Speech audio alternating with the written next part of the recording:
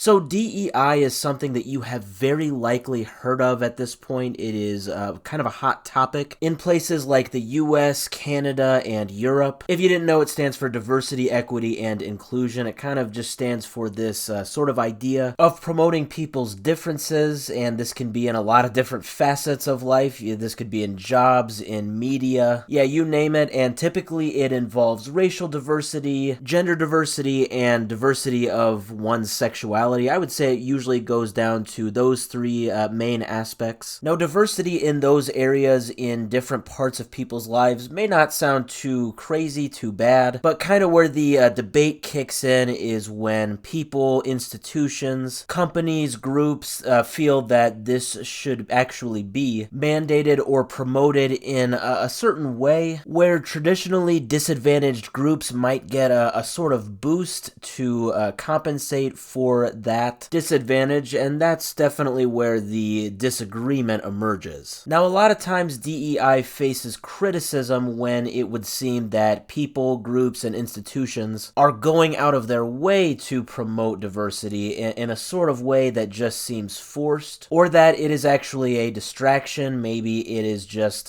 something that diverts the attention from the actual product itself. Now, this is actually exactly what a big exec of Helldivers 2 had talked about on Twitter very recently, and this, well, it's led to some interesting discussion. Now, as we all know, Twitter, or X, is a place where people go to calmly hear out the other side of the argument, and then rationally find some sort of middle ground. Now, obviously, you know that is complete sarcasm. Probably no conversation ever on Twitter has gone that way. Usually it amounts to a lot of yelling, and people disagreeing with a lot of stuff. I guess that's just kind of human nature. Now, Helldivers 2 is developed by a company called Arrowhead Studios, and Johan Pilestead is the chief commercial officer of Arrowhead. So yeah, he's definitely quite a big deal in the development of Helldivers 2. So the Twitter thread itself is kind of interesting to follow. I'm going to link it if you want to do that. As these Twitter threads do, it kind of goes in a lot of different directions. There's a lot of different replies to different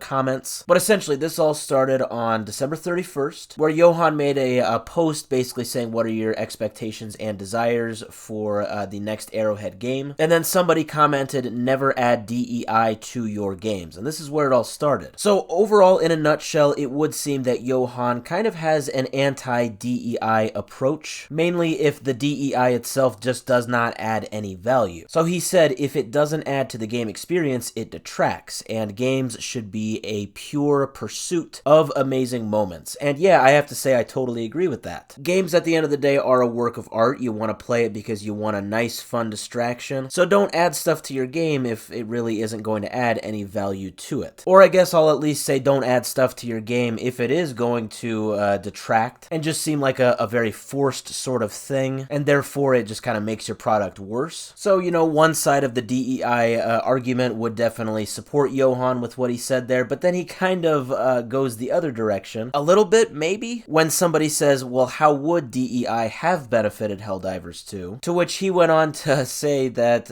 mankind is extremely xenophobic. It's me from the future. A little context here. I realize now that when he said this specific part that he was referring to Super Earth, which is actually a location in Helldivers 2. So yeah, just wanted to throw that in. Anyway, carry on. Yeah, it got kind of weird, but then he kind of took it back to make the point of, I really don't care, make good games, don't make a contemporary political statement. That is what he said after the previous comment. Yeah, it got kind of all over the place. Like I said, that is kind of the nature of Twitter. But to his original point, yeah, I would say I agree. I don't think it's very crazy to say that gamers, and then probably especially people who make these games, who actually genuinely care about the final product and what people experience in these games, I don't think it's crazy to say that there would be a general discomfort at the idea of making your game go a certain direction or down random avenues that kind of don't make